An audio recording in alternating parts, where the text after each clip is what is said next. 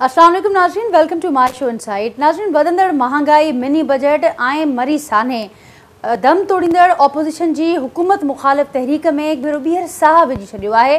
Opposition हाणे राब्ता तेज़ कया आहिनि, पार्लियामेंट अंदरि हुजे पार्लियामेंट ॿाहिरि असीं ॾिसूं पिया त राब्ता बि थियनि पिया, मुलाक़ातूं बि थियनि पियूं, इन हाउस तब्दीली जूं ॻाल्हियूं बि ज़ोर वठी रहियूं आहिनि ऐं मार्च जा ऐलान अॻे साम्हूं अची चुका आहिनि। पीपल्स पार्टी हलंदड़ साल जे जेको ॿियों महीनो आहे यानी फेबरवरी में 27 तारीख़ ते मार्च खां अॻु मार्च जो ऐलान करे चुकी आहे ऐं PDM जो ऐलान 23 मार्च ते साम्हूं आयल आहे। ही जेके धार ताक़त जा मुज़ाहिरा हूंदा, इन जो फ़ाइदो कंहिंखे थींदो या उन पुठियां जेको मक़सदु बाज़ारि ॼाणायो पियो वञे उहो हासिल बि करे सघंदा न करे सघंदा। कुझु हल्कनि में कुझु क्वार्टर्स में इन मामले ते बि वीचार शुरू थियो आहे त छो न इन धार ताक़त जे मुज़ाहिरनि खे गॾियल ताक़त जो मुज़ाहिरो बणाइजे ऐं उनजा जेके रिज़ल्ट्स हुजनि उनखे वधीक असराइतो बणाए सघिजे ऐं घुर्बल नतीजा हासिल करे सघजनि। त उन ते गौर शुरू थियो आहे। हाणे ॾिसिजे त केरु कामयाबु थिए थो, छाकाणि त पीपल्स पार्टी जो जेको मार्च आहे उहो अॻु आहे। त ॾिसिजे त उन हवाले सां कुझु हल्कनि में गौर बि शुरू थियो आहे त छा पीपल्स पार्टी सां PDM गॾु अची बीहे थी या पीपल्स पार्टी PDM सां गॾु बीहंदी। उन हवाले सां बि ज़रूरु अॼु के प्रोग्राम में डिस्कस कंदासीं। आसिफ़ ज़रदारी साहिबु अॼु जेका ॻाल्हि कई आहे अदालत में ॿाहिरि अचणु वक़्तु उनजो इहो चवणु हो, उन्हनि रद्द कयो आहे त PDM में वापसी पीपल्स पार्टी जी मुमकिन न पई नज़र अचे, बट उन्हनि यस कयो आहे त तब्दीलीअ जो जेको इन हाउस चेंज जो जेको इम्कानु आहे उहो ज़रूरु मौजूदु आहे ऐं इनशाअल्लाह बहितरु थींदो। ही हुन जा वर्ड्स हुआ। कहिड़े बेसिस ते ऑपोजिशन इहो सोचे पई ऐं ही रुगो इलेक्शन जूं तयारियूं आहिनि या वाक़ई उन हवाले सां जेका तयारी आहे या हिकमत अमली आहे ऑपोजिशन जी उहा मुकमल आहे। उनखां सवाइ नाज़रीन नवाज़ शरीफ़ साहिब जी वापसीअ वारे मामले ते बि हुकूमत खोड़ गौर वीचार बि करे पई, ॻाल्हियूं बि करे पई, बयान बि साम्हूं अचनि पिया। हिकु ॿी डेवलपमेंट बि थी आहे त शहबाज़ शरीफ़ साहिबु ख़िलाफ़ु अदालत वञण जो इन मामले ते हुकूमत ऐलान करे चुकी आहे ऐं उन मामले खे बि ज़रूरु अॼु के प्रोग्राम में डिस्कस कंदासीं। उन समेत जेके ॿिया मामला हलनि पिया, मरी सानो पुराणो नाहे थियो ऐं कोशिशि सभिनी जी आहे त उन मामले खे इन हवाले सां ज़रूरु यादि रखिजे त ज़िम्मेवारनि जो तायुन बि थिए, कार्रवाई बि थिए ऐं अॻु आईंदा अहिड़ा वाक़िया न थियनि, उन ख़िलाफ़ का मौसर हिकमत अमली साम्हूं अचे। पर हिन वक़्तु उन मामले ते बि सियासत तमामु घणी नज़र अचे पई। ऑपोजिशन तोड़े हुकूमत हिक ॿिए जे आम्हूं साम्हूं आहिनि। हुकूमत माज़ी जी हवाला पई ॾिए हुकूमतुनि जा, जेका ऑपोजिशन आहे उहे पिणु हिन वक़्तु हुकूमत ते तनक़ीद कंदे नज़र अची रही आहे।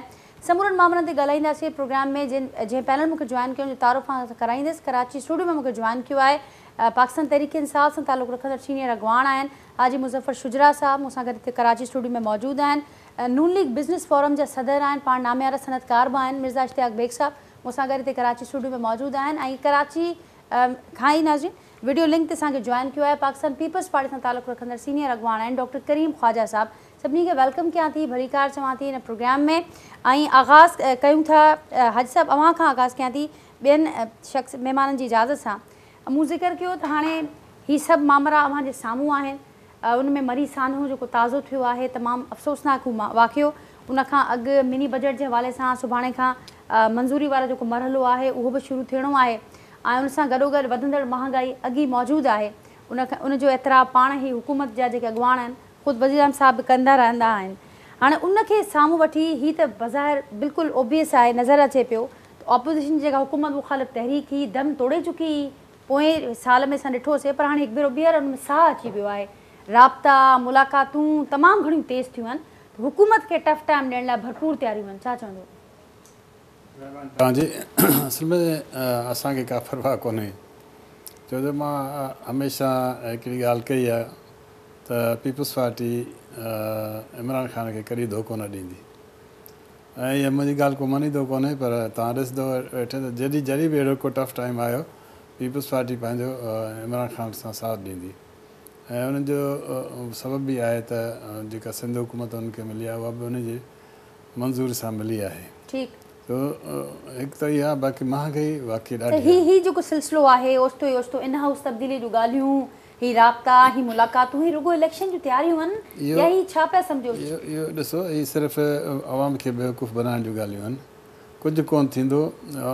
कोई इन हाउस कॾहिं तब्दीली कोन थी। लास्ट टाइम बि तव्हां ॾिठो चवनि पिया साईं इमरान ख़ान ही बि पंहिंजा बिल पास कोन कराए सघियो, आख़िर में ॾिठो त छा असरु थियो। हाणे बि थियणो उहो ई आहे त ही भले कुझु बि चवंदा आहिनि। महांगाई हक़ीक़त आहे, یہ جو منی بجٹ کی صورت میں ایک تحفو اچے پہ عوام لائے وہ حقیقت ہے مریض سان ہوں اسان ساموں حقیقت ہے جکا انتظامی حکومتی غفلت نظر آئی وہ حقیقت ہے تو جکے اپوزیشن جن بنیادن تے احتجاج کرن ونے پئی یا جو ماحول جڑے پیو وہ سمور شیوں حقیقت آہن بالکل یہ حقیقت ہے تو مہنगाئی ڈاڈھی ہے ان کے علاوہ جو مریض سانیو تھو یہ بھی خراب سانیو تھو ہے پر ان کے باوجود بھی میں تاکہ چواں تو یہ وقت بھی گزری ویندو छो जो जॾहिं 2008 में पीपल्स पार्टी जी हुकूमत आई त असांखे चयूं त 3 महीना तव्हांजी हुकूमत न हलंदी 3 महीने खां 6 महीना थिया पोइ 6 महीना चयो अॻियों पर मार्च में मार्च थींदी हिकु दफ़ो न कई दफ़ा माण्हुनि चयो त मार्च में मार्च थींदी हाणे बि ॻाल्हियूं साॻियूं पियूं थियनि त मार्च में मार्च थींदी त ईअं कोन थींदो कॾहिं हीअ भले कनि पिया कुझु बि कोन कंदा हीअ जेतिरो करे सघंदा पीपल्स पार्टी त हाणे माशाल्लाह पंहिंजो जेको फेस आहे उहो विञाए वेठी आहे सॼे पाकिस्तान मां ऐं हिते बि जेके हुन जा जेके असुल जे आला जेके मरण लाइ तयारु हूंदा उन्हनि खे हिननि पार्टी मां कढी छॾियो आहे सो इन करे पीपल्स पार्टी एतिरो कोन असर अंदाज़ थी सघे थी बाक़ी PDM में जो ॾिसूं उहे छा था कनि उहा ॿी ॻाल्हि आहे पीपल्स पार्टी खां असांखे को गॾु कोन गॾु थींदा मां तव्हांखे ॿुधायुमि न त पीपल्स पार्टी हमेशह इमरान ख़ान जो साथ ॾिनो आहे अॻियां बि साथ इम्कान खे रद्द कयो आहे बट हिकिड़ी ही पॉसिबिलिटी मौजूदु आहे वीचार बि कुझु क्वार्टर्स में शुरू थियो आहे त जेको ही एहतजाज आहे या त पीपल्स पार्टी वारा मार्च में PDM वारा खे नज़र ईंदा गॾु या पीपल्स पार्टी हुन PDM वारा मार्च में गॾु पाण में हिक ॿिए ते एतबार ई कोन्हे न हिन ते करे गॾिवाई कोन्हे न इहे हिक ॿिए ते एतबार ई कोन था कनि जॾहिं पाण हुननि जूं मीटिंगूं थींदियूं आहिनि त उहे चवंदा पीपल्स पार्टी असां बिटे करे थी पीपल्स पार्टी वारनि जी मीटिंग थींदी त उहे चवंदा असां नवाज़ शरीफ़ साहिबु बिटे करे थो त अहिड़े नमूने सां ही पाण में ठहंदा ई कोन न ठहण जो नतीजो इहो थींदो हिन जी इहा जेका बि साज़िश आहे हुकूमत खे किराइण जी उहा फेल थींदी अॻियां वधण खां पहिरियां हिकिड़ो मामिलो हीउ बि अवां चओ त को मसइलो कोन्हे पर असीं ॾिठोसीं त जेको ताज़ो ई मकानी चूंडियूं जो पहिरियों मरहलो KP में थियो उनजा रिज़ल्ट्स ॾिठासीं त उहे कीअं साम्हूं आया हाणे इस्लामाबाद वारी चूंडनि जी तयारियूं बि हलनि पियूं पंजाब में चूंडियूं थियणियूं आहिनि KP में मार्च में ई ॿियो मरहलो आहे मकानी चूंडनि जो ऐं हीअ सभु अवां जे लाइ महाज़ खोलण लाइ बिल्कुलु तयारु ऐं सरगर्म आहिनि इहो फज़ल रहमान साहिब खे हिकिड़ो दाणो विधो वियो आहे तव्हांखे ख़बर आहे दाणो ॾिनो वियो आहे फज़ल रहमान साहिब मां ॿुधायां थो न तव्हांखे हाणे त फज़ल रहमान साहिब खे दाणो ॾिनो वियो आहे हुनखे मकानी इदारनि में कामयाबी ॾिनी वई आहे अहिड़ी ॻाल्हि कोन्हे उते असांजे वर्करनि रजिस्ट बि कयो आहे वर्करनि सां तावन बि कोन्हे माण्हुनि जो हिन करे वर्करनि रजिस्ट कयो आहे अहिड़े नमूने सां लास्ट टाइम पीपल्स पार्टी में वर्कर्स रजिस्ट कयो त पीपल्स पार्टी 0 थी वई हाणे हालतूं त तब्दील कोन थियूं आहिनि अञा ताईं मामला साॻिया ई आहिनि रिज़ल्ट्स कीअं फ़र्क़ु ईंदो रिज़ल्ट ॾिसो न मकानी चूंडनि मां चवां थो ॿुधायां मां तव्हांखे त फज़ल रहमान साहिब खे दाणो विधो आहे गवर्नमेंट उहो त थोरो असां लेन थी हले ॿियो को मसइलो कोन्हे ऐं इहे मकानी चूंडियूं तव्हां सोचो न त हिते जेकर मकानी चूंडियूं हिकिड़ो DC सभु रिज़ल्ट बदिलाईंदो आहे असां बि करे सघूं हा न असां बि DC खे चवां त थी रिज़ल्ट बदिलाए छॾियो माण्हू वतना रहंदा लास्ट टाइम बि जॾहिं थियूं हिते त केतिरा ई रिज़ल्ट जेके चेंज कया विया ख़ुदि मलीर में असांजे में त इहे कंहिं माण्हू चवंदा रहिया उनखे कुझु कोन थियो ऐं कोर्ट में रहंदा रहिया 4-4, 5-5 साल ताईं गुज़री विया टाइम गुज़रियो लेकिन जेको फ़ैसिलो थी कोन सघियो पर असां जेकॾहिं उनखे रिलैक्स ॾिनो अथसि त माना इट मीन्स त हुकूमत रिलैक्स कयो आहे ठीकु आहे अॻियां पुछूं था बेग साहब हाजी साहब को आपने सुना वो कहने के ख़ास करके इन एहतजाज और मार्च से तो हुकूमत का कुछ नहीं होगा बाकी वो समझते हैं कि महंगाई है दूसरे मामलात हैं लेकिन कोई तब्दीली का इम्कान नहीं दूर दूर तक इस साल में नाजिया मैं भाई हैं मेरे बट मैं डिफ़र करता हूँ क्योंकि आप देख रहे हैं कि बहुत जल्द चेंज आने वाली है एंड मार्च जो है आप इस वक्त देख लेंगे एक आपको और मैं न्यूज़ भी देना चाहता हूँ कि हुकूमत को अब इत्तेहादी जमातों पे नून लीग या डिपेंड नहीं कर रहे हैं बल्कि 15-20 MNA ऐसे हैं जिन्होंने नून से कांटेक्ट किया था और उन्होंने कहा है कि हम आपके साथ होंगे तो इंशाल्लाह आप देखेंगे कि फरवरी मार्च के अंदर इन हाउस चेंज के बहुत ज़्यादा चांसेस हैं। दूसरी जहाँ तक मार्च का ताल्लुक़ है देखिए अगर अपोजिशन के ऊपर इस वक्त बहुत ज़्यादा आवाम का प्रेशर है, क्योंकि महंगाई इतनी ज़्यादा बढ़ गई है और अगर आवाम का साथ नहीं दिया अपोजिशन ने तो आवाम जो है उनका मार्च कर देगी। यही वजह हो रही है कि पीपल्स पार्टी जो कभी भी मार्च के हक़ में नहीं रहती थी, अब आपने देखा है कि उन्हें पीडीएम से पहले मार्च का जो है वो अनाउंस कर दिया है और पीडीएम भी जो है मार्च में आ रही है। मगर मुझे ये लग रहा है कि उससे पहले इन हाउस जो चेंज जो है वो आ जाएगी, क्योंकि इनके कोई 15 के करीब एमएनए ऐसे हैं कि जिन्होंने नून से कांटेक्ट किया था और उन्होंने ये कहा है कि सर आप हमें सिर्फ अगर हाथ हम पे रख देते हैं ताकि आने वाले इलेक्शंस में हमें पंजाब से आपके मिल जाते हैं। तो पहले तो ये था कि ये सोचा जा रहा था कि इत्तेहादी जमातें हो गई हैं, जैसे MQM हैं, चौधरी हैं, ये हैं, मगर अब उनके ऊपर डिपेंड नहीं किया जाएगा। और इसके अंदर अब ये होता है कि अगर इन हाउस चेंज आती है तो कोई 15 के करीब एमएनए ऐसे हैं कि जो बिल्कुल इस चीज़ के लिए राज़ी हैं कि वो साथ देंगे इस इन हाउस चेंज का। तो मेरे ख्याल है कि मार्च से पहले ही आप देखेंगे कि सिनारियो जो है वो बहुत ज़्यादा चेंज हो जाएगा। लेकिन इसका बिग साहब आप नहीं समझते कि बहुत ज़्यादा दारोमदार होगा कि वो जो जिस ट्रस्ट डेफिसिट की तरफ इशारा किया हाजी साहब ने कि वो अभी तक मौजूद है अपोजिशन की पार्टीज़ के अंदर, और वो चीज़ें समझते हुए भी बहुत सारी चीज़ें वो पाए तकमील तक नहीं पहुँच पाती। देखिए सबसे बड़ी जो प्रॉब्लम आ रही है, अभी लास्ट वीक मैं लाहौर में था और मेरी शहबाज शरीफ साहब से 1 घंटा 1-to-1 मुलाकात रही है। इस वक्त चाहे वो पीपल्स पार्टी हो चाहे मुस्लिम लीग नून हो, सबकी सबसे बड़ी कंसर्न ये है कि मईशत जो इतनी ज़्यादा ख़राब हो गई है, अब इसको किस तरह रोका जाए और इसको किस तरह ठीक किया जाए। क्योंकि कल को अगर सपोज इन केस कोई पार्टी भी आती है और वो मईशत को ठीक नहीं कर सकती तो ये तमाम गालियों का रुख जो आज PTI को पड़ रहा है वो दूसरी तरफ भी हो सकता है और रोकना बड़ा ज़रूरी है, क्योंकि डे बाय डे मईशत की तबाही की तरफ हम जा रहे हैं। अभी आपने मिनी बजट का जो आपने जिक्र किया, देखिए ये मिनी बजट का क्या हुआ है कि अप्रूवल से पहले ही ये नए जो हमारे ख़जाना आए हैं ये जाके IMF को कह के आए हैं हम 360 बिलियन रुपीस के नए टैक्सेस हम आपको लगा देंगे, और इन्होंने एश्योरेंस वहाँ पे दे दी है।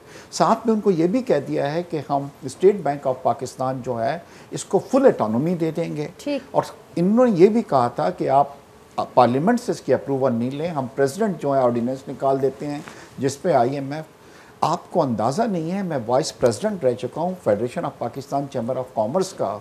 जब 360 बिलियन लोगों पे टैक्सेस लगेंगे तो महंगाई के अंदर कई गुना इजाफा हो जाएगा। दूसरी सबसे बड़ी जो मुझे फ़िक्र है वो हमारे स्टेट बैंक की है, जिसे बैंक के दौलत पाकिस्तान कहा जाता है। इसका मतलब ये है कि हमारा जो नेक्स्ट गवर्नर होगा जो इसका होगा वो हमारा नहीं, वो IMF का गवर्नर होगा। कल उसको राइट होगा कि वो डॉलर को 200 पे फिक्स करे, उसे राइट होगा कि इंटरेस्ट रेट जो है वो उसको 12% से हटा के 14% कर दे। कल को खुदा ना खास्ता हमारे मुल्क में अगर वॉर हो जाती है और हमें पैसों की ज़रूरत पड़ती है कुछ सामान खरीदने के लिए, तो हम LC नहीं खुलवा सकेंगे स्टेट बैंक ऑफ पाकिस्तान से, क्योंकि उसका जो गवर्नर है वो हुकूमत के ताबे नहीं होगा, IMF के जवाबदेही होगी आगे IMF के पास। लेकिन बेग साहब ये तो बड़ी खौफनाक एक पिक्चर है और उसकी जो बुनियादें वो अभी आपने बेसिस बताई। अब आपने ख़ुद भी जिक्र किया कि अगर कोई भी हुकूमत आती है, कोई भी लेट से अगर कुछ ऐसा कुछ होता भी है जो जिसकी बातें अपोजिशन करी, तो उसके बाद कोई ऑल्टरनेट प्लान क्या है इस सारे, आप खुद इन माशी मामलात को हमसे बेहतर समझते हैं, तो कोई अपोजिशन के पास भी कोई ऑल्टरनेट प्लान नज़र तो नहीं आया या उसका जिक्र तो नहीं सुना अभी तक? देखिए नाजी, सबसे बड़ी चीज़ ये है कि रादर दैन, अब मैं ये नहीं कहूँगा कि अगर नून आ गई तो डॉलर को 110 पे ले आएगी, 120 पे ले आएगी, या हम जो एक्सपोर्ट्स को बढ़ा के 60 पे कर देंगे। इस वक्त इससे ज़्यादा यह है कि फर्दर डिटीरिएट सिचुएशन नहीं हो और इसको कंटेन कर लिया जाए इस चीज़ को कि मज़ीद महंगाई, मज़ीद डॉलर। अब आप देखने वाले हैं कि जिस दिन ये इन्होंने बिल पास करवाया डॉलर के और ये ऑटोनॉमी मिली, तो देयर इज़ ए पॉसिबिलिटी कि ये डॉलर जो है ये 200 रुपए पे चला जाएगा। 200 पे जाने का मकसद ये है कि आने वाली तमाम चीज़ें फर्दर महंगी हो जाएंगी, क्योंकि ये टैक्सेस जो हैं बढ़ा रहे हैं, ये लेंगे ये। तो इस वक्त हर हुकूमत जो भी अपोजिशन है वो ये सोच रही है किस तरह मज़ीद तबाही से मईशत को बचाया जाए और उसको एक जगह के ऊपर रोक लिया जाए और उसमें फिर बेहतरी लाई जाए। और इस पे इकोनॉमिस्ट भी मुत्तफिक हैं कि या तो बजट खसारा कम हो या फिर हमारा तिजारती खसारा कम हो, दोनों के चांसेस इस वक्त कम नज़र आ रहे हैं। आपसे پھر بات کرتے ہیں، شامل گفتگو کرتے ہیں ڈاکٹر کریم خواجہ صاحب کو. ڈاکٹر صاحب بیگ صاحب کے بھی وہاں بدھو، حاجی صاحب جو موقف بھی وہاں بدھو. حاجی صاحب سمجھن پیا ت ہی معامرا اॻिबत थींदा रहिया आहिनि. हाणे बि कोड़ो मामिरो कोन्हे. इन हाउस चेंज जे हवाले सां बि ॻाल्हाइनि पिया त को नज़र न पए जहिड़ी सूरत हाल. मौलाना साहब जे हवाले सां बि हाजी साहब जी वहाँ ॻाल्हि ॿुधी त हुकूमत रिलैक्स कयो आहे हिननि खे. छा चवंदो वहाँ समूरी सूरत हाल ते? मसइलो इहो आहे नाजा त पंहिंजो पाकिस्तान पीपल्स पार्टी जो मौक़िफ़ उन वक़्तु बि इहो हो जॾहिं नून इक़्तिदार में हुई त असां इहो चाहियो पिए त सिस्टम्स हले ऐं सिस्टम डीरेल न थिए. हिन वक़्तु बि असांजो मौक़िफ़ इहो ई आहे त सिस्टम हले ऐं सिस्टम डीरेल न थिए. ॾिसो न, असल मसइलो आहे त जेका महांगाई थिए पई उन में नो डाउट त हिन हुकूमत जी कोताहियूं आहिनि, पर असीं सम्झूं था त अगरि हक़े हाकमियत पार्लियामेंट वटि हुजे हा ऐं असांजियूं जेके 190 मुल्क आहिनि दुनिया जा उन सां सुठी दोस्तियूं हुजनि हा त इकोनॉमिकल क्राइसिस मां पाकिस्तान निकिरी वञे हा. पाकिस्तान पीपल्स पार्टी शहीद भुट्टो हुजे, बेनज़ीर हुजे या ॿी डेमोक्रेटिक गवर्नमेंट जेके बि आयूं आहिनि उन्हनि जूं दोस्तियूं रहियूं आहिनि सभिनी मुल्कनि सां, जंहिंजे करे पाकिस्तान क्राइसिस मां निकिरंदो रहियो आहे. उहो असीं हुजूं, नून हुजे या ॿी का हुकूमत हुजे. हाणे मसइलो इहो आहे त असीं इहो सम्झूं था, पीपल्स पार्टी इहा सम्झे थी त इमरान ख़ान जी जेका गवर्नमेंट आहे उन पाकिस्तान खे हर जॻह अकेलो करे छॾियो आहे. ऐं यूरोपियन यूनियन हुजे, अमेरिका हुजे, ऑस्ट्रेलिया हुजे, असांजा पड़ोसी मुल्क हुजनि, जंहिंजे करे इकोनॉमिकल क्राइसिस बि वधी वियो आहे ऐं आइसोलेशन जे करे असां वटि बर्डन ऑफ इकोनॉमी बि वधी वियो आहे. जेसि ताईं तालुक़ आहे पाकिस्तान पीपल्स पार्टी इन हाउस तब्दीली जो फार्मूलो बिलावल साहब रखियो हो, जेको नून वारनि एक्सेप्ट कोन कयो पर हाणे एक्सेप्ट कनि पिया. ऐं इहो ई हिकिड़ो तरीक़ो आहे, कॉन्स्टिट्यूशनल मीन आहे त इन हाउस तब्दीली थिए, उन खां पोइ जेको अचे वरी असेंबली तोड़ाए इलेक्शन कराए. इन्हनि चीज़नि खे असीं एक्सेप्ट कयूं था. बाक़ी ॿियो तरीक़ो जंहिंजे तहत अगरि शयूं हेठि मथे थींदियूं उहो असां एक्सेप्ट नथा कयूं. असीं सम्झूं था हाणे पाकिस्तान पीपल्स पार्टी जो वर्कर पंहिंजी लीडरशिप खे प्रेशर रखियो आहे ऐं लीडरशिप बि सम्झे थी त पाकिस्तान पीपल्स पार्टी जी सर्वाइवलिटी इन में आहे त जेके असांजा जेके असांजा जेके मैनिफेस्टो में ॻाल्हियूं हुयूं, बेसिकली पीपल्स पार्टी तरक़ी पसंद पार्टी आहे, प्रोग्रेसिव आहे, centre to the left party आहे. असां नून सां नथा हली सघूं, न PTI सां हली सघूं था, न मुल्य सां हली था सघूं. असांखे अगरि पंहिंजा वोट उहे जेके प्रीवियस आहिनि, जेके ख़ामोश थी वेही रहिया आहिनि पंजाब में या KP में या ॿिए हंधि, उनखे असांखे अगरि वोट वठिणा आहिनि माण्हुनि सां त असांखे उहे ई शयूं करणियूं पवंदियूं जेके भुट्टे शहीद या बेनज़ीर शहीद या इन बुनियाद ते असांखे सदाईं वोट मिलिया आहिनि 2008 में बि. त जेकॾहिं असां हिननि जे कट हलियासीं त असांखे वॾो नुक़सानु थींदो. त इहो हिकिड़ो वाज़े पीपल्स पार्टी जे वर्कर्स जो मौक़िफ़ आहे जेको लीडरशिप बि एक्सेप्ट करे पई. त असांजो हिननि सां भई कांग्रेस जो इतिहाद आहे हुते हिंदुस्तान में, जिते जो तरक़ी पसंद पार्टी हुन सां गॾु आहिनि कांग्रेस सां, ऐं लेफ्ट जो आहिनि, ऐं ॿिए पासे BJP जो आहे. पाकिस्तान में बि इहो थी सघे थो की भले मुस्लिम लीग नून या मुलो इहो गॾु हुजे, असीं हुन सां गॾु हली कोन था सघूं. अगरि असांखे सियासत करणी आहे वफ़ाक़ जी त पोइ असांखे पंहिंजे असल जेको जंहिंजे बुनियाद ते पीपल्स पार्टी ठही हुई या जंहिंजे बुनियाद ते भुट्टो शहीद थियो या बेनज़ीर शहीद थी या जेका पीपल्स पार्टी जो असल एसेंस आहे उन ताईं कोन वेंदासीं त असीं सर्वाइव नथा करे सघूं. सो इहो वाज़े मौक़िफ़ आहे, को दुश्मनी कान्हे हिननि सां, पर असां पंहिंजे मौक़िफ़ ते रहंदासीं. सो दैट जो असांजो नाराज़ वोटर आहे जेको ख़ामोश थी वेही रहियो आहे, उनखे कढणो आहे कमिंग इलेक्शन जे लाइ. बाक़ी पर जेका ॻाल्हि हाजी साहब कनि पिया त जेसि ताईं मर्कज़ में हिते असांजी हुकूमत आहे तेसि ताईं पीपल्स पार्टी बि कुझु न कंदी. हीअ जेके समूरा मामला आहिनि, पोइ पार्लियामेंट अंदरि हुजनि ॿाहिरि हुजनि, हीअ सिलसिलो आहे रेलेवेंस रखण जो, ईंदड़ इलेक्शन जी तयारी बि चई सघिजे थो. पर हू इहा ॻाल्हि कनि पिया त जेसि ताईं हीअ मामला अॻी तइ थियल आहिनि, इन कुझु इन क़िस्म जी ॻाल्हि आहे. अव्हां छा चवंदो हुन ते? न, जेसि ताईं मुंहिंजी इतलात आहे, ऐं हिकिड़ो ज़िम्मेदार पार्टी जे उहिदेदार जी हैसियत सां इहा ॻाल्हि चवां थो त को असांजा हिन पार्टी सां छा हूंदा जेको तालिबान जी सपोर्ट करे थो. जेको आइसोलेशन ते पाकिस्तान ते वठी वियो, जेको मईशत खे तबाह कई, उन सां असां छो अंडर हैंड डील कई। नून वारनि जी रही आहे, छा आहे जो नून वारा ऐं PTI वारनि सेनेट में डील कई हुई। नून वारा हुनखे दवाम पिया ॾियनि, जेको अदम एतमाद कोन पिया आणनि, हाणे चवंदा अदम एतमाद आणण लाइ तयारु आहियूं। त इहो थी सघे थो कि नून वारनि जी अंडर हैंड डील हुजे हिननि जी PTI वारनि सां। पीपल्स पार्टी छो कंदी? मूं तव्हांजे साम्हूं शयूं रखियूं आहिनि। हाणे हिकिड़ो जवाबु इन जो बि ॾिजो त डॉक्टर साहिबु, हाणे ही जेको धार ताक़त जा मुज़ाहिरा थींदा, ज़रदारी साहब अॼु इन इम्कान खे रद्द कयो त PDM में का वापसी कोन पई थिए, पर कुझु क्वार्टर्स मां इहे इतला साम्हूं अचनि पिया त इन ते वीचार ज़रूरु हले पियो त जेको एहतजाज आहे, जेको मार्च ऐलानियल आहे पीपल्स पार्टी ऐं PDM जो, उनखे या त गॾाइजे। पीपल्स पार्टी में इन क़िस्म जी का ॻाल्हि, का डिस्कशन, को वीचार हले पियो? पीपल्स पार्टी जी सर्वाइवलिटी इहा आहे त जेका असांजी आइडियोलॉजी या असांजी पॉलिटिक्स आहे ग़रीबनि जी। ॾिसो न, असांखे पंजाब में मिडिल क्लास जो वोट कोन मिलंदो, न ई असांखे अपर क्लास पंजाब मां वोट मिलंदो। असांखे ग़रीब माण्हू जो वोट मिलंदो। भुट्टे शहीद खे बि उहो ई वोट मिलिया हुआ, बेनज़ीर खे सदाईं उहो ई मिलिया हुआ, 2008 में बीबी शहादत खां पोइ बि उहो ई मिलिया हुआ। तो असांखे उहो जेको मज़हबी वोट आहे उहो या त नून में वेंदो, या तहरीक लबैक में वेंदो, या इमरान ख़ान वटि वेंदो, या नून में वेंदो। असां वटि त कोन ईंदो। असांजो जेको वोटर आहे, असांखे उन ते कंसंट्रेशन करणु खपे। मुंहिंजे ख़्याल सां उन में ई असांजी सर्वाइवलिटी आहे। इहो हिकिड़ो कंसेंसस आहे जेको पीपल्स पार्टी जे अंदरि डेवलप थियो आहे ऐं लीडरशिप बि सम्झे थी त इन बग़ैर असांजी सर्वाइवलिटी कान्हे। ठीकु।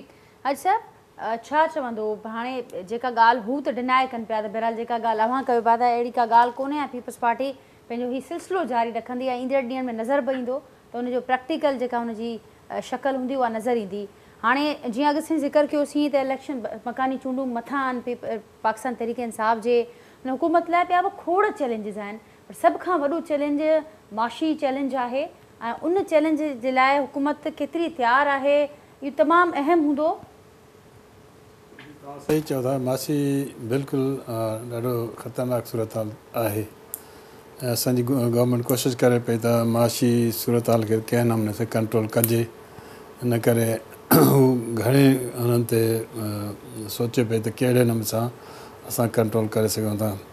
जेतिरे क़दुरु पीपल्स पार्टी जी लॉन्ग मार्च जो सुवालु आहे, त पीपल्स पार्टी खे थोरो ख़बर पइजी वई आहे त हाणे असांखे जेके कर्ता धर्ता आहिनि उहे हाणे लिफ्ट कोन कराईंदा। इन करे नेक्स्ट इलेक्शन में शायदि सिंध में बि हिननि खे हुकूमत मिले। त हीउ सिर्फ़ु पंहिंजो जेको लॉन्ग मार्च कनि था पिया, सिर्फ़ु पंहिंजे हुकूमत वठण जे ख़ातिर कनि था, अवाम जे ख़ातिर नथा कनि। त हे अॻियां हुकूमत हुजे, छो जो मां यकीन सां चवां थो जेकॾहिं हीअ पीपल्स पार्टी हिन गवर्नमेंट ऑफ सिंध मां निकिरी वेंदी न, वरी पीपल्स पार्टी 14-15 साल न अची सघंदी। छो जो उहे वर्कर जेके पीपल्स पार्टी जा ख़ुदि साईं एॾो सुठो वर्कर आहे डॉक्टर साहब जो, हिन जी हालत ॾिसो छा आहे। ऐं इख़्तियार बेग साहब, सलीम मांडवी साहब हाणे आयो पार्टी में, उहो सेनेटर थी वियो। इख़्तियार बेग एतिरो पुराणो सियासतदान सुठो ऐं हिकु सम्झण वारो आहे, उनखे उन बाइक करे हुनखे सलीम मांडवा खे ॾेई छॾियो। त हाणे अहिड़े PTI में बि नज़र आयो। PTI में जेके नज़रियाती कारकुन हा जिन जी ॻाल्हि थींदी, ख़ुदि एतिराफ़ कयो ऐं ख़ुदि मकानी चूंडनि में KP में ॾिठोसीं। ॿुधो, KP जी मां तव्हांजी ॻाल्हि क्लियर कयमि, पर मां तव्हां इहो क्लियर कयां थो त PTI बि वर्करनि जो ख़्यालु कोन थी करे। ऐं जेकॾहिं वर्करनि जो ख़्यालु न कंदी त हुनजो बि हालत पीपल्स पार्टी वांगुरु थींदो। ऐं वर्कर हिकिड़ी शइ अहिड़ी हूंदी आहे जो बुनियादु हूंदो आहे, जंहिंखे मज़बूत हुजणु लाज़मी हूंदो आहे। PTI बि कोन पई करे। PTI बि घणा अहिड़ा चालाक माण्हू जेके उन्हनि खे अॻियां खणी आया, जीअं पीपल्स पार्टी में तव्हां ॾिसो, हा पीपल्स पार्टी जी हिस्ट्री ॾिसो त को बि पुराणो माण्हू को वज़ीर कोन्हे, सभु नवां आयल वज़ीर आहिनि। पुराणा जेके हुया उहे सभु साइड लाइन आहिनि। अहिड़े नमूने सां इमरान ख़ान बि इहे क़दम शुरू कया आहिनि। असां त हुनखे वार्न कयो आहे, अहिड़ा क़दम खणंदो त तव्हांखे ॾिसो तजुर्बो इहो अथव पीपल्स पार्टी जो बि, मुस्लिम लीग जो बि। मुस्लिम लीग खे माण्हू हिते, मुस्लिम लीग जो हिते कराची में वॾो वोट आहे, पर सिर्फ़ु हुनजी मालिकी न करण करे हितां जो कराची जो वोटर चुप करे वेही रहियो, मुस्लिम लीग खे वोट कोन ॾिनो।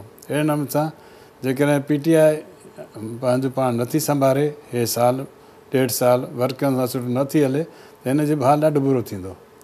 इकनॉमी त हूअं बुरी आहे, महांगाई ॾाढी ख़राबु आहे, अवाम जिते वञूं था असांखे अवाम सुठो कोन था चवनि, असांखे चवनि था तव्हां ख़राबु आहियो, असांजे लाइ जीअण आज़ार करे छॾियो आहे। इहा वाक़ई ॻाल्हि आहे भई हाणे एॾो माण्हू परेशान थी विया आहिनि जो मानी खाई कोन था सघनि त पोइ छा उहो PTI खे वोट ॾींदा। ऐं PTI जेकॾहिं इहे पॉलिसियूं पंहिंजियूं सुठियूं न कयूं तो मुझे ख्याल में ॾाढो धक्को खाईंदो। चैलेंज बेग साहब, कुछ चंद अफराद में से हैं शाजी साहब जो सच बोलने की तौफीक भी रखते हैं और सारी सूरत हाल के हवाले से वो बता रहे हैं बड़ा क्लियर कि अगर नहीं ख्याल किया गया तो फिर हालात ऐसे ही होंगे जैसे पीपल्स पार्टी और मुस्लिम लीग नून के हैं। इत्तेफाक करेंगे आप? नहीं जी, देखिए एक तो दोनों पार्टीज एक नुक्ते पे तो एक जगह है कि किस तरह इस हुकूमत से जान छुड़ाई जाए, क्योंकि देखिए जब मुल्क है तो ये जमातें भी हैं और अगर मुल्क ही नहीं है, इतने ज़्यादा नाजिया हालात ख़राब हो गए हैं कि बैंकक्रप्ट हो चुका है पाकिस्तान। और ये मैं नहीं कह रहा हूँ नून का बंदा, ये इनका FBR का जो साबिक चीफ है उसने ये कहा है कि जनाब पाकिस्तान वर्चुअली बैंकक्रप्ट हो गया है। $40 बिलियन जो हैं 3 साल में लिए गए हैं, जबकि पहली हुकूमत जो पीपल्स पार्टी की थी तो टोटल जो कर्ज बाहर से लिया गया था 12 बिलियन का लिया गया था। नवाज शरीफ साहब ने 2000 मेगावाट के बिजली के कारखाने लगाए तो टोटल जो लिया वो 25 बिलियन लिया। इन दोनों को भी ऐड कर लिया जाए तो 40 बिलियन नहीं बनता जो इमरान खान की हुकूमत ने 3 साल में ले लिया। और अगर उनसे कोई ये पूछे कि आपने कोई ऐसा मंसूबा तैयार किया या लगाया तो वो कहते हैं, और आजकल वो किस में लग गए कि जैसे कराची के अंदर ये ग्रीन लाइन जो है वो आके उसमें सवार हो गए और तख्ती लगा दी कि जनाब इट्स मी, जिसने जनाब ये मंसूबा है। और अब ये शुरू हो गई ये चीज़। हो ये रहा है कि हमारी एक्सपोर्ट्स नहीं बढ़ी हैं, हमारी इंपोर्ट्स इतनी ज़्यादा हो गई हैं कि आप अंदाज़ा नहीं कर सकते। और पाकिस्तान का शुमार अब उन मुल्कों में हो गया है जो डिफ़ॉल्ट अगर नहीं हुए तो डिफ़ॉल्ट होने के बहुत करीब पहुंच गए हैं। और खुदा न खास्ता हमने कर्ज़े लेते वक्त IMF को अपना सब कुछ घर में रख दिया है। अब हमारे पास सिर्फ एक असासा है और वो असासा है हमारा atom bomb. And don't be surprise कि इमरान खान साहब फर्दर कुछ लोन लेने के लिए उसको भी ले जाके घर में रख दें। मसाइल का हल इस हुकूमत के जाने से सर कैपेबल नहीं है। देखिए कैपेबिलिटी होती है, may be he is a very good test player और क्रिकेटर और something, but he is not a politician. और उनकी जो टीम है वो मस्खरों के ऊपर है। लेकिन इस बेग साहब इस बात का एतराफ़ तो खुद हाजी साहब भी कर रहे हैं कि ये महंगाई भी है और ये सारी चीज़ें हैं, उसके साथ साथ जो पार्टी का अपने वर्कर्स के साथ या पुराने कारकुनान के साथ जिस किस्म का ताल्लुक है वो अगर ऐसा ही चलता रहा तो वो तो खुद कह रहे हैं कि नाजिया बात ये नहीं है। लेकिन वो साथ साथ ये भी कह रहे हैं कि आप ये इन पार्टी जैसा हाल होगा। देखिए इमरान खान साहब ये कह रहे हैं कि पाकिस्तान दुनिया का सबसे सस्ता मुल्क है, यहाँ पे सस्ते पेट्रोल। देखिए महंगाई हो गई, लोग पिस रहे हैं, दीवारों से लग गए हैं, खुदकुशियाँ कर रहे हैं, और आप कह रहे हैं कि नहीं महंगाई नहीं है, और वो कह रहे हैं कि नहीं जी हम सबसे सस्ता मुल्क है, सबसे ज़्यादा अच्छा मुल्क है। हमें ये नहीं होता कि आपको एहसास नहीं है कि इस वक्त फर्दर आप 360 बिलियन का आप लगा रहे हैं। तो हो रहा ये है कि मेरे ख्याल है पीपल्स पार्टी ने भी, क्यों पीपल्स पार्टी पहले कभी राजी नहीं हुई थी इस चीज़ के लिए कि हम मार्च करेंगे टूवर्ड्स, अब वो तैयार हैं इस चीज़ के लिए, क्योंकि मेरे ख्याल है मुल्क को बचाना बहुत पार्टी भी करिए कि अब हमारे मौक़िफ़ की भी तायद हो रही है। जो बात हम करते थे कि पार्लियामानी रास्तों के थ्रू इस हुकूमत के हवाले से मुहिम चलाई जाए। डॉक्टर साहब छा चवंदो हाजी साहब जेका ॻाल्हि कनि पिया ऐं हू क्लियर चवनि पिया त जेकॾहिं असांजी जेका हुननि जी हुकूमत आहे, पार्टी आहे, जेकॾहिं साॻी रविश बरक़रार रहे थी, मामलनि खे ईअं ई हलायो वियो, मसइलनि जो को हल न कढियो वियो त पोइ जेको मुस्तक़बिल हूंदो उहो पीपल्स पार्टी या मुस्लिम लीग नून खां मुख़्तलिफ़ न हूंदो। ॾिसो बेसिकली नाज़िया एकेडमिक वाइज त PTI त पार्टी रातो रात डेवलप थी आहे ऐं इलाही ताक़तवर धुरनि जी महिरबानियुनि सां तोड़ फोड़ करे असां वटां या नून वटां उहो शयूं जेके सो कठियूं कयूं हुयूं। ॾिसो ॿ टे ॻाल्हियूं आहिनि, जेसि ताईं पार्लियामेंट मज़बूत नथो थिए जेका बि हुकूमत हूंदी, 2014 में जेको धरनो लॻो ऐं उहो मुस्लिम लीग सर्वाइव इन करे कयो त हुन पार्लियामेंट ते यकीन कयो। हाणे जेको सो हिननि खे को पार्लियामेंट जो अहसासु कान्हे। हाणे तव्हां जे साम्हूं 2 शयूं रखंदुसि त OIC जी जेका मीटिंग ठही उनमें रुगो 20 मुल्कनि जा फॉरेन मिनिस्टर्स आया, बाक़ी 57 मां जेके बि नंबर 2 नंबर 3 लेवल ते फॉरेन ऑफिस जा जेके मुख़्तलिफ़ मुल्कनि जे उहे आया ऐं उन मां पाकिस्तान खे का चीज़ अचीव कान थी। ऐं पंहिंजो वरी तव्हां ॾिसो त हिननि सार्क जी जेका कॉन्फ्रेंस घुराई उन में बि हिननि खे पज़ीराई कान मिली।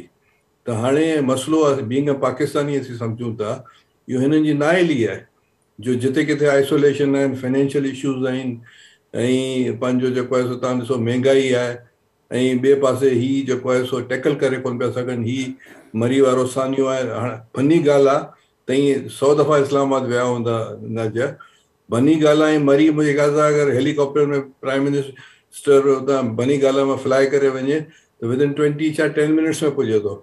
हेॾो वॾो सानियो थियो जंहिंमें सोशल मीडिया ते हले पियो त 40 माण्हू या 50 माण्हू वीचारा शहीद थी विया, हलाकतूं थियूं। हिननि खे को अहसासु कान्हे। हज़ारे गाॾियूं जेके बीठियूं हुयूं को अहसासु कोन्हे। सभिनी इदारनि जी ॻाल्हि थो कयां। उते कैंटोनमेंट्स आहिनि, उते का सपोर्ट कान कई वई, सिविलियन सपोर्ट कान थी, पुलिस जी सपोर्ट कान थी, शेख रशीद जो हल्को आहे उन सपोर्ट कोन कई। त ही नाइली जी इंतिहा आहे। माण्हू वीचारा रस्तनि ते मरी विया। केॾी अफ़सोसनाक ॻाल्हि आहे। अहिड़े नमूने फाइनेंस में जेको आहे सो तव्हां ॾिसो त हीउ जेको वर्ल्ड बैंक्स आहे हिननि ठा कयो न। हिननि मुंहिंजो चवण जो मतिलबु आहे की पार्लियामेंट खे हिननि जेकॾहिं पार्लियामेंट ते हीउ यकीन करे हलनि हा त हिननि जी हैसियत कुझु हुजे हा। हाणे हिननि जी हैसियत इहा आहे नथिंग। को हिननि खे लिफ्ट करण लाइ तयारु, को इदारो लिफ्ट करण लाइ तयारु कान्हे। अॼु जेको असां तव्हांजे चैनल ते बि असां ॾिठो आहे त अथर मिनला तमामु बोल्ड क़िस्म जा डिसीशन ॾिना आहिनि इस्लामाबाद जे हिसाब सां। ख़ुदा करे उन ते इम्प्लीमेंट थी सघे। ही कोन कराए सघंदा इम्प्लीमेंट कोर्ट जा ऑर्डर्स। त मतिलबु चवण जो आहे त हिननि में दम ख़म कान्हे ऐं हल इहो ई आहे जो मुस्लिम लीग खे असां जेको रखियो कई त कैपेबिलिटी जा इशूज़ आहिनि, कैपेसिटी जा इशूज़ आहिनि ऐं हिन हुकूमत में उहा कोन्हे, उहा कैपेबल एतिरी न आहे जो हिन मामलनि खे उहा हैंडल करे सघे अॼु। पर सवाल इहो बि तमामु घणो अहम आहे जेका ॻाल्हि अॻु बेग साहिबु कई त जेकॾहिं इहे शयूं वरी तव्हां वटि अचनि थियूं या कंहिं वटि ॿिए के वटि वञनि थियूं ऐं जेकॾहिं साॻियो ई हाल नज़र अचे थो, छाकाणि त कुझु हक़ीक़तूं आहिनि जिन खे नज़रअंदाज़ नथो करे सघिजे। मुआशी जेके मामला आहिनि उन्हनि में घणी शयूं हक़ीक़त ते ॿधल आहिनि, खोड़ ॿिया बि मसइला आहिनि जेके जेन्युइन आहिनि। त पोइ उन सूरत में जेका हिन वक़्तु तनक़ीद थिए पई, जेके शयूं थियनि पियूं, जेके इल्ज़ाम लॻनि पिया, उन्हनि जो रुख़ किथे अव्हां जी पार्टी न अची वञे।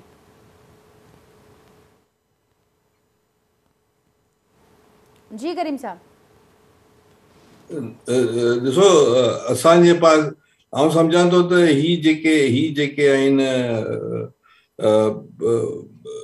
चीज़नि खे टैकल थी सघे थो जेकॾहिं बीइंग अ पाकिस्तानी अगरि ही सभिनी पार्टीज़ खे पाण सां गॾु विहारीनि शयूं ठही सघनि थियूं। मतिलबु आउं PTI जी ॻाल्हि थो कयां की अगरि पाकिस्तान खे हींअर मसइला आहिनि, मसइलनि जॾहिं वॉर्स थींदियूं आहिनि त सभु पॉलिटिकल पार्टी इकठियूं थी वेंदियूं आहिनि त थी सघे थो। पर ही हथु मिलाइण लाइ तयारु कोन्हनि, डिस्कशन लाइ तयारु कोन्हनि। हाणे चवनि था त जेकॾहिं पास कोन थियो जेको बिल आहे जेको सुभाणे परी वरी पार्लियामेंट में अचे थो न त पोइ असां जेको जॉइंट सेशन कंदासीं। त हाणे अहिड़ी धमकियूं ॾियनि था ऐं वरी टॉकिंग टर्म्स में कोन्हनि। तव्हां कॾहिं ॿुधो त जॾहिं सेकेंड वर्ल्ड वॉर ठही हुई तॾहिं उन वक़्तु जेको आहे सो चर्चिल जेको आहे सो जेके कैबिनेट ठाही हुई 6-7 माण्हुनि जी, उनमें उन लेबर खे बि रखियो हो। अहिड़े नमूने जॾहिं बि मुश्किलात ईंदियूं आहिनि मुल्कनि ते त सभु कठा थींदा आहिनि। ही ॻाल्हाइण लाइ तयारु कोन्हनि। त मसइलो छा थींदो? असां पीपल्स पार्टी वारा असीं त बीइंग अ पाकिस्तानी सम्झूं था चीज़नि खे, जेका महांगाई आहे या जेके डिफिकल्ट टाइम पाकिस्तान में आहिनि, अगरि सभु पॉलिटिकल पार्टियूं इकठियूं थियूं थियनि त असां इन ते सोची सघूं था। पर ही सम्झण लाइ तयारु कोन्हनि। ही जेको आहे सो ॻाल्हाइण लाइ तयारु कोन्हनि। त मूंखे कोन थो लॻे त के सुठी इम्कानात इन्हनि मां असां उमेदु करे सघूं था PTI वारनि सां। ऐं इहो ई हल आहे त जेकॾहिं पार्लियामेंट में जेके तब्दीली थी वञे ऐं नून वारा जेकॾहिं इन चीज़ खे गौर कनि त उहो बहितर थींदो। त उन में इहो थींदो त पार्लियामेंट में तब्दीली थी वेंदी ऐं इलाही चीज़ूं असां इलेक्टोरल रिफॉर्म्स में करे सघूं था ऐं उन खां पोइ जेको आहे सो पार्लियामेंट तोड़े बि सघूं था। पर जेकॾहिं इहो सिस्टम ईअं हलियो त तव्हां यकीन ॼाणो त पाकिस्तान, सोमालिया, इथोपिया, इरिटेरिया जेके अफ्रीकन कंट्रीज़ आहिनि, इहो हशर थी वेंदो असांजो। जी हाजी साहब, कैपेबिलिटी जा इशूज़ आहिनि, खोड़ इशूज़ आहिनि, जेकॾहिं सिस्टम ईअं ई हले थो ऐं हू मयारूं बि ॾियनि पिया त जेकॾहिं ही पार्टी साथ नथियूं ॾियनि ऐं ही सिस्टम बरक़रार आयो अवां वारो, त पोइ पाकिस्तान ख़ुदा न ख़ास्ता सोमालिया ऐं ॿियनि मुल्कनि जहिड़ो हशर थी वेंदो। पाकिस्तान सुठी पोजीशन में थी वेंदो। पीपल्स पार्टी सिंध नथी संभाले सघे त वफ़ा किथे संभालंदी? सिंध में बि इहा हालत ॾिसो था पिया त एॾी करप्शन थी वई आहे हद खां वधीक। ॿियो ॾिसो त असां वटि 56 मुल्कनि जा वज़ीर ख़ारजा या उन्हनि जा नुमाइंदा आया। भुट्टे साहिबु अलाह से हुनखे जन्नत में जॻह ॾे, उन खां पोइ हीउ पहिरियों शख़्स इमरान ख़ान जंहिं हिन हीअ मीटिंग कराई आहे। ऐं उन खां पोइ तव्हां ॾिसो अफ़गानिस्तान में तालिबान जो पंहिंजो छा चवनि था सऊदी अरेबिया जो, हीअ तव्हांजी बि पॉलिटिक्स कान्हे। सऊदी अरेबिया थोरो कयो त बाबा पाकिस्तान करे, पर पाकिस्तान उहो मतलूबा नतीजा हासिल करे कोन सघियो न। सिर्फ़ु 20 तव्हां वटि जेको आहे सो वज़ीर ख़ारजा आया, ऐं जेको आहे सो बाक़ी जेके बि आया 57 में, उहो नंबर 2 नंबर 3 लेवल था जेके सो माण्हू आया ॿियनि मुल्कनि में, उन्हनि जेको आहे सो तव्हां चाहियो पियो त तालिबान खे एक्सेप्ट कजे, तालिबान खे सॼी मुस्लिम वर्ल्ड एक्सेप्ट कोन कयो। उहो चवनि था त इहे जेको असांखे एक्सेप्टेबल कोन्हनि, हीअ मायुनि जो ख़्यालु नथा कनि, हीअ ह्यूमन राइट्स जो ख़्यालु नथा कनि, हीअ दहशतगर्द आहिनि। त तव्हांखे मतलूबा नतीजा कोन मिलिया न। सऊदी अरेबिया त तव्हां थोरो कयो, पर तव्हां न कश्मीर जो मसइलो हुते उथारे सघिया, न ॿिया के मसइला उथारे सघिया। ठीकु आहे, गॾोगॾु हाजी साहब चवनि पिया अवां सिंध नथा संभाले सघो, पूरे मुल्क खे कीअं संभालींदो? ही कैपेबिलिटी जूं ॻाल्हियूं उते छो नथियूं यादि अचनि पीपल्स पार्टी खे? ॾिसो न, ॾिसो सिंध जे माण्हुनि जा असीं थोराए था आहियूं, अञा ताईं असांखे वोट था ॾियनि। असां कुझु त सिंध वारे माण्हुनि खे कुझु ॾिनो हूंदो न, तॾहिं त माण्हुनि जी महिरबानी आहे जो भुट्टो ऐं बेनज़ीर शहीद खे वोट था ॾियनि।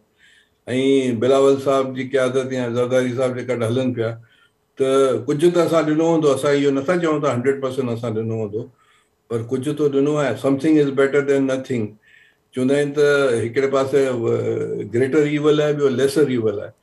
पीपल्स पार्टी खे वरी बि माण्हू एक्सेप्ट था कनि, हिननि सां गॾु हलंदासीं त तबाही बर्बादी थींदी। त एमक्यूएम जे गॾु हलंदा, हे त तबाही करे छॾींदा। जी हाजी साहब,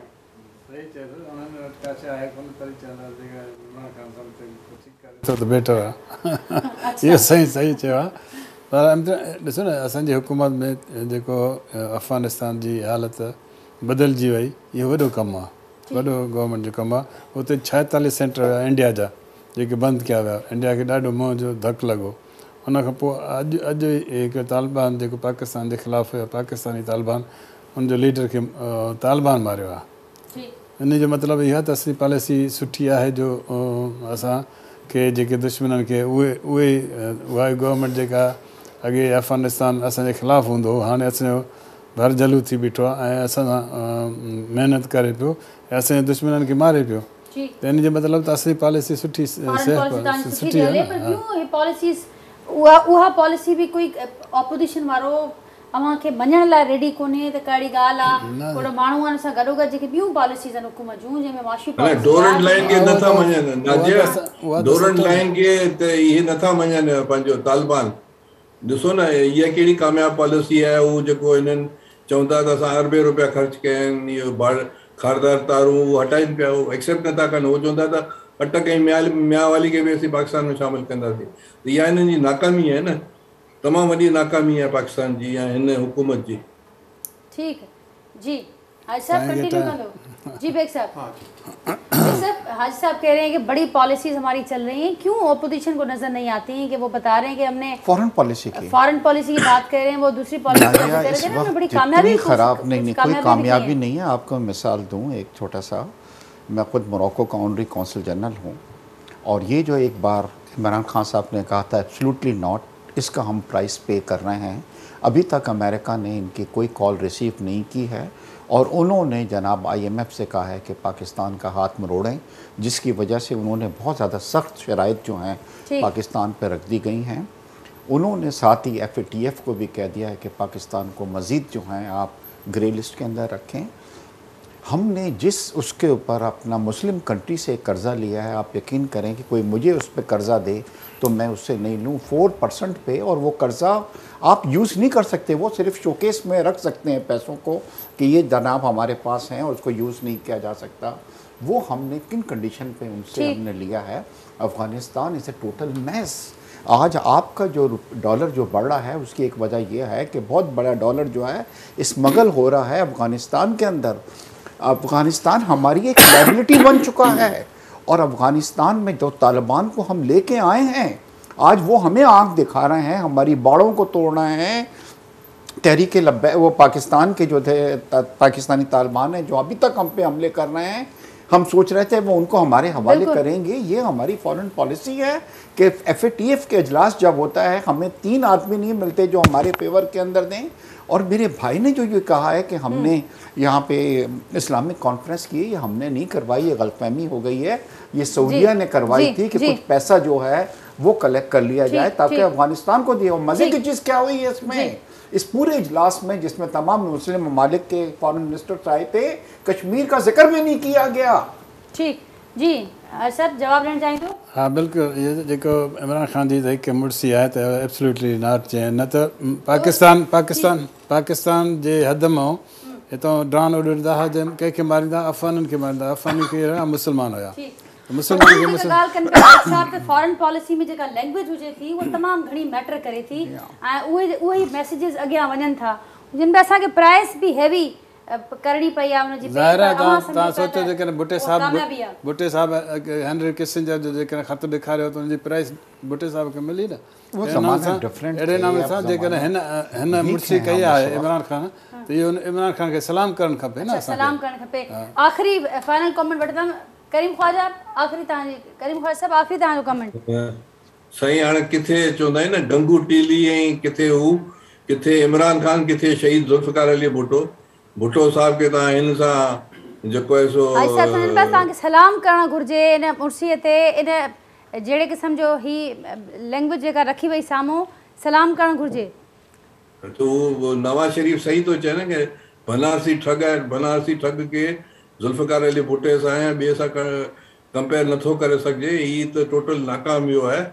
ऐं जेको माण्हू ॾिसो न, तव्हां पाण नाजिया मीर हिकिड़ा सुठा एंकर आहियो, मूंखे ॿुधायो तव्हांजे घर जे ॿाहिरि को एक्सीडेंट थिए त ज़रूरु तव्हां भले ख़वातीन आहियो पर दर ताईं त अची ॾिसंदो न। जेको बनी गाला में रहे थो ऐं पाकिस्तानी वीचारा हलाकत थी वई, शहीद थी विया 50-70 माण्हू मरी में, हिन खे को शर्म कान आई कि हेलीकॉप्टर में निकिरी करे कम से कम मुंहिंजी मालिकी करे आहे। हाणे इन मां तव्हां उमेद कयो था ये पाकिस्तान खे छा फ़ाइदो? बिल्कुलु सही करीम साहब, हाणे प्रोग्राम जो वक़्तु ख़तम पियो थिए, पर असीं ज़रूरु इन ते फॉलोअप सेशन बि रखंदासीं ऐं उमेद बि कंदासीं त ऑपोजिशन रुगो इन मामले ते ब्लेम गेम जेका बि मामला या जेका सियासत असांखे नज़र अचे पई उहा पंहिंजी जाइ ते, पर जेका जेन्युइन ॻाल्हि आहे, जेका अव्हां जंहिंजो ज़िक्र बि कयो त हिन हुकूमत जी जेका ज़िम्मेवारी बीहे थी, जंहिं क़िस्म जी कोताही असांखे ॾिसण में आई, जंहिं क़िस्म जी ग़ैर ज़िम्मेवारी ऐं बेइज़्ज़ती असांखे ॾिसण में आई, उनजो तदारुक बि थियणु घुरिजे। उन सां गॾोगॾु का अहिड़ी मौसर हिकमत अमली जंहिंसां आईंदा इन मामलनि खे रोके सघिजे, कंट्रोल करे सघिजे ऐं बहितर करे सघिजे। जेको इमेज लोकल ऐं इंटरनेशनल लेवल ते पाकिस्तान जो मुतासिर थियो आहे न वाक़ई खां पोइ, उन ते ऑपोजिशन जो बि असांखे असराइतो आवाज़ नज़र ईंदो ऐं हुकूमत तरफ़ां बि कहिड़ा कॉन्क्रीट स्टेप्स नज़र ईंदा, असां उम्मीद ज़रूरु रखूं था। बेग साहब, आपका बहुत शुक्रिया, आपने वक्त निकाला आज के प्रोग्राम के लिए। हाजी साहब, अवां जी मेहरबानी। डॉक्टर करीम ख्वाजा साहब, अवां जी थोराती आए अवां वक्त कजो अॼु के प्रोग्राम लाइ। नाज़रीन, गुफ्तगू अवां ॿुधी पोलिटिकल सिचुएशन थधे मौसम में तमामु घणी गरम आहे, गरम थियण वञे पई ऐं ईंदड़ जेके ॾींहं हूंदा फर्दर ॿुधाईंदा त छा नतीजो निकिरंदो इन्हनि सरगर्मियुनि जो, इन्हनि राब्तनि जो। असीं बि अव्हांखे अपडेट करण जो सिलसिलो जारी रखंदासीं। अॼोके प्रोग्राम में जेका गुफ्तगू थी उन वारे सां पंहिंजे फीडबैक खां असांखे ज़रूरु आगाह कजो। हमेशह जीअं सुभाणे नए मौज़ू सां सेम टाइम ते नए महिमान सां वरी मुलाक़ात कंदासीं। तेसिताईं ॾींदा इजाज़त। अल्लाह हाफ़िज़।